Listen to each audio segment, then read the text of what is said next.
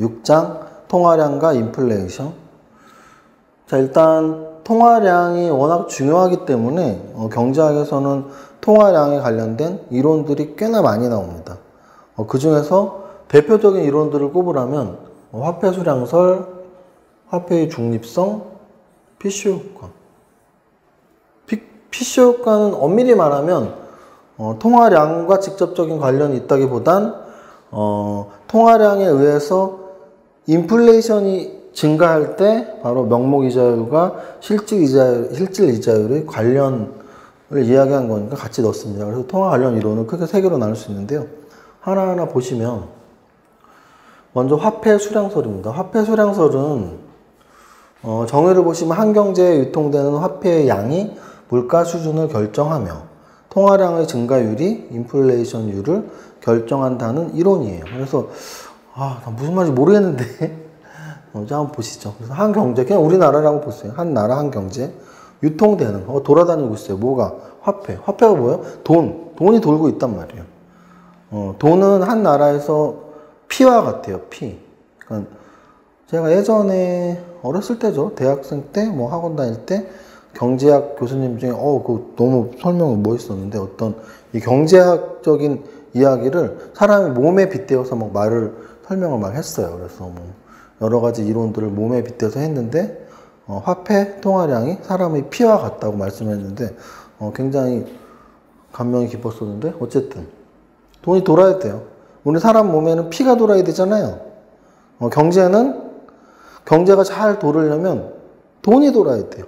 그래서 그런 말 있죠. 돌고 돌아야 돈이다. 돈이 왜 돈이냐? 돌고 도니까 돈이라는 거죠. 돈이 도니까 돈이다. 계속 돈이 하네요. 돈이 돌고 돌아야 돈인데, 그럼 그 돌고 도는 돈, 그거를 유식한 말로 화폐라고 한 거예요. 그냥 화폐. 화폐의 양이 물가 수준을 결정하며, 그 화폐의 양, 특히 통화량의 증가율이 인플레이션율을 결정한다. 무슨 뜻이냐면, 절대적인 양 그 자체가, 화폐의 양이 지금 많어? 물가도 높을 텐데, 화폐의 양이 조금이야? 물가가 낮겠네. 화폐 수량에 의해서, 화폐 양에 의해서 물가 수준이 결정된다. 그럼 여기는 률로 통화량이 늘었어? 물가가 올랐겠네. 통화량이 증가했어? 인플레이션이 생겼겠네. 물가가 올랐겠네. 라고 접근하는 게 바로 통화량의 증가율이 인플레이션을 결정한다는 이론입니다. 그래서 아까도 말씀드렸지만 돈은 돌아야 돼요. 돌고 도는 게 돈이고, 우리 주식 투자자 입장에서도 주식 투자자와 비슷한 이야기를 하면 뭐가 있냐면, 주식 투자자에게 돌고 도는 건 뭘까요? 주가일까요? 거래량일까요? 거래량이죠. 왜? 주식이 돌고 있는 거잖아요. 자, 한번 이걸 개념적으로, 우리 너무 또 경제학 이야기만 하면 딱딱하시니까 지금 막 피곤할 수 있어요. 주식 투자자를 위한 경제학 1장부터 들었는데 점점 어려워지네. 통화량, 화폐 수량설, 화폐의 중립성, 피쇼 효과, 이런 이론까지 내가 알아야 돼? 그죠? 뭐 용어 같은 거, 요 앞부분만 해도 5장만 해도 경제 성장, 경기 변동, 그래프도 막 나오고 주식시장하고 비슷하고 그나마 내가 알아야 돼 생각했는데 갑자기 막 통화 관련 이론, 화폐 수량설, 화폐의 중립성 이런 거 내가 해야 돼? 좀 짜증나죠? 그래서 제가 한번 우리 주식 투자자들에게 한번 설명을 해볼게요. 뭐를? 거래량. 보세요. 한 나라에 돌고 돌아야지 좋은 게 돈이라고 했어요. 그럼 주식 시장에서도 물론 돈은 있어요. 주식 시장. 주식 시장에서도 돈은 있습니다. 돈. 이 돈은 여러 가지 형태로 있어요. 일단 1차적으로 주식시장의 돈이 1차적으로 어디에 있을까요? 예치금으로 있죠. 일반 투자자들이 예치금으로 있어요. 또 펀드 투자자들에게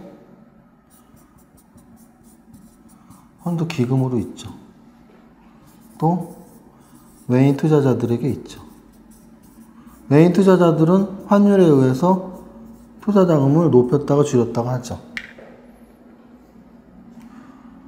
예치금과 투자 펀드 기금은 이자율 그리고 대안 상품에 의해서 왔다 갔다 하죠.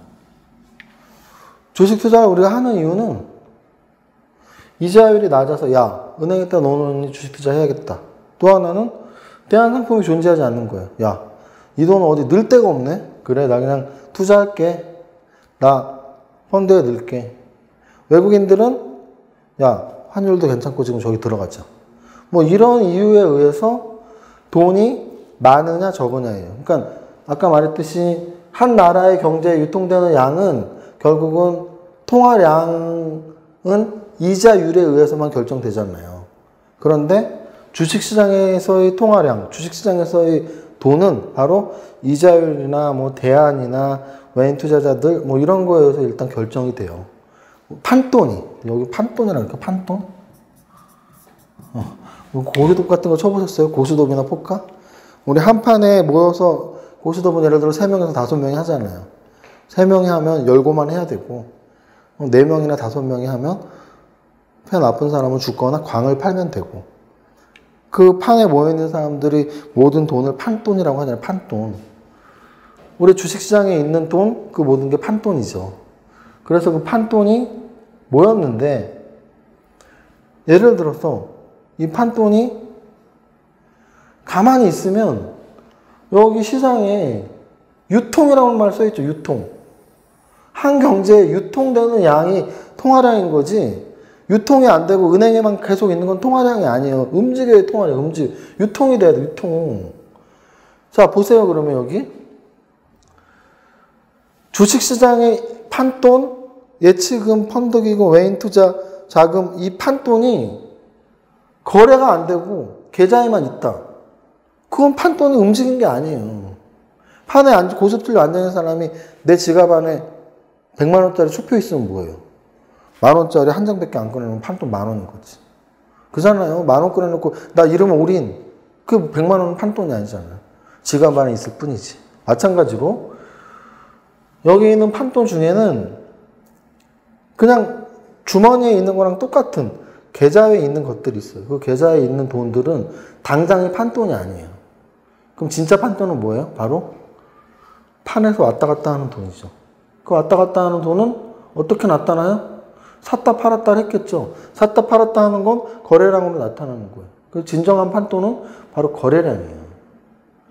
그래서 거래량이 중요하다고 하는 것이고 그래서 거래량이 증가해야지 시장이 좋아진다라고 하는 거예요. 마치 통화량이 증가하면 경제가 좋아지듯이 판돈이 증가하면 즉 거래량이 증가하면 또는 거래 대금이 증가하면 사실 엄밀히 말해서 거래 대금이에요. 그래서 거래 대금이 증가하면 지금 시장은 좋아진 거 아니야? 피가 도는 거 아니야? 돌고 돌아 돈인 게 돈인 것처럼 주식시장에서도 역시 돌고 돌아야지 돈인 거예요. 돌지 않고 한 군데 가만히 있는 돈은 은행에 적어놓는 거랑 뭐가 달라요?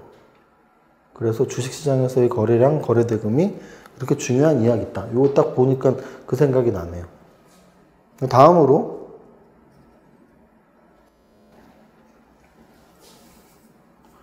화폐의 중립성에 대한 이야기를 하겠습니다. 그래서 화폐의 중립성은 피셔 효과랑 좀 비슷해요. 화폐의 중립성은 피셔 효과랑 좀 비슷한데 한번 보세요. 자, 1번에서는 명목, 실질 이런 개념이 없어요. 근데 여기 3번 보면 명목, 실질 이런 이야기가 있는데 이 화폐의 중립성에서는 3번으로 가기 위한 중간 단계의 설명 정도라고 생각하시면 돼요. 화폐 같은 경우에는 통화량이 시중에서 많이 돌면 아까도 위에 있지만 화폐 수량설의 이학설, 화폐 수량설 입장에서는 통화량이 많이 돌면 인플레이션이 나와 물가가 올라 이렇게 말을 하고 있는 거예요. 근데 화폐의 중립성은 그 반대예요. 뭐냐면 통화량이 아무리 바뀌어도 인플레이션이 나오는 거는 알겠는데 그거를 명목 가치로 보지 않고 실질 가치로 보고 여러 가지 변수들을 실질 변수로 본다면 실질 변수에는 영향이 없는데 라는 게 바로 화폐의 중립성이에요. 화폐가 많아진다고 해서, 통화량이 많아진다고 해서 아무 변화가 없는데 그냥 화폐는 많아지나 적으나 명목 가치에만 영향을 주고 실질 가치에는 영향을 안 줘. 그게 화폐의 중립성이에요. 실질 가치에는 영향을 주지 않고 통화량이 변하는 건 명목 가치에만 영향을 줄 뿐이다. 왜? 왜 명목 가치에만 영향을 줄까요? 바로 명목 가치는 인플레이션율을 증가시키는 거는 맞는데 인플레이션을 제거시키면 좋아지는 건 진짜 있는 게 아니야. 다 가짜야라는 얘기예요. 그럼 화폐 중립성은 어떤 측면일까요? 야, 통화정책 의미 없어. 뭘 써야 돼요? 재정정책을 쓰는 얘기죠. 왜? 화폐 갖고 통화량 변화 갖고는 별 영향을 실질적으로는 못 미치니까. 다 가짜 영향인데 뭐 이런 이야기예요. 자, 그러면 세 번째 피셔 효과를 보면 피셔 효과는 아까 앞부분, 아까가 아니죠. 거의 뭐 이 명목과 실질은 아마 4장에서 국민소득과 물가 얘기할 때 이거 한 것 같긴 한데 근데 거기서 피셔 효과라고는 하지 않았는데요. 피셔 효과를 아마 공식으로 쓰면 기억을 나실 거예요. 그래서 그냥 봐봐. 명목 이자율은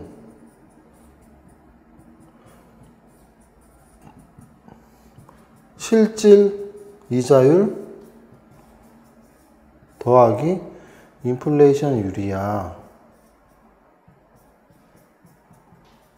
이게 피셔 효과예요. 이거 피셔 효과예요. 보세요. 명목 이자율은 원래 있던 이자율에 더하기 인플레이션율 더해. 이거예요. 그러면 보세요. 인플레이션율 제외시키면 아무리 통화량 늘려도 결국 이자율 변화 없었던 거 아니야? 화폐의 중립성하고 비슷한 내용이죠. 통화량이 증가해서 인플레이션이 늘었잖아요. 통화량이 증가해서 인플레이션 늘었다는 거 인정해요. 근데 인플레이션 없다고 보면 결국은 명목 이자율이 올라간 게 실질 이자율은 그대로인데 인플레이션율이 올라간 거잖아. 피셔 효과는 그거예요. 그래서 인플레이션을 고려를 한다면 별 바뀐 게 없는 거 아니야? 그래서 제가 명목과 실질에 대한 이야기를 할 때 명목 임금, 실질 임금도 그런 얘기를 했었죠. 그래서 뭐 노사 분규를 할 때도 야, 물가가 이렇게 올라가는데 우리 임금도 좀 많이 줘야 되지 않아? 라고 말하는 내용들도 했었고 어려운 내용이죠. 뭐 화면도 보기 싫다고요? 넘기겠습니다. 자, 통화량과 인플레이션. 결국은 이제 6장의 제목인 통화량과 인플레이션에 대해서 쓰고 있는데요. 결국은 우리가 통화량은 직접적으로 영향을 주는 건 뭐다? 이자율이다. 이자율로 통화량을 조절하는 이유는 뭐다? 물가를 잡기 위해서다. 지금 그 관계예요. 이자율을 조절하는 이유는 통화량 때문이고요. 통화량 조절에 있고요. 통화량을 조절하는 이유는 바로 인플레이션 때문이에요. 인플레이션이 많으면 안 돼요. 여기 보세요. 지금 이 그림이 나타내고 있잖아요. 저 아프리카의 어떤 나라에서는 이렇게 돈을 쌓아놓고 짜장면 한 그릇을 먹어야 된다는 얘기예요. 지금 이게 설정사실 아니고 여러분들이 인터넷으로 다 검색을 해보세요. 물가 초인플레이션 막 해갖고 이 지폐가 휴진 거예요. 지폐가 휴지 돈을 이렇게 쌓아갖고 가서 짜장면 한 그릇 주세요. 뭐 이러는 거예요. 그런다니까요. 진짜로 못 믿으시겠어요? 우리나라도 지금 짜장면 한 그릇 5,000원 하잖아요. 근데 만약에 인플레이션이 100배가 됐다. 그럼 5,000원 짜장면을 먹으려면 어떻게 해야 돼요? 50만 원을 내야 되잖아요.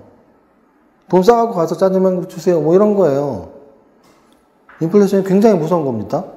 그럼 그 무서운 걸 잡으려고 어떻게 해야 돼요? 통화량을 조절해야 되고, 통화량을 조절하면 어떻게 해야 돼요? 이자율을 조절하면 되는 거예요. 그게 바로 통화량과 인플레이션의 핵심이고요. 자, 그럼 인플레이션은 물가가 오르는 걸 말하잖아요. 물가가 내리는 적도 있는데 물가가 내릴 때도 있죠. 바로 디플레이션. 대표적인 게 일본의 장기 침체. 일본의 장기 침체 시절에서는 물가가 맨날 내리는 거야. 집값도 내려가고 뭐도 내려가고 주식값도 내려가고 10년 동안. 그래서 일본의 잃어버린 10년이라고 하죠. 그 일본의 잃어버린 10년은 왜 왔을까요? 미국과 막 원탑 경쟁을 벌이고 있다가 일본이 죽은 거예요.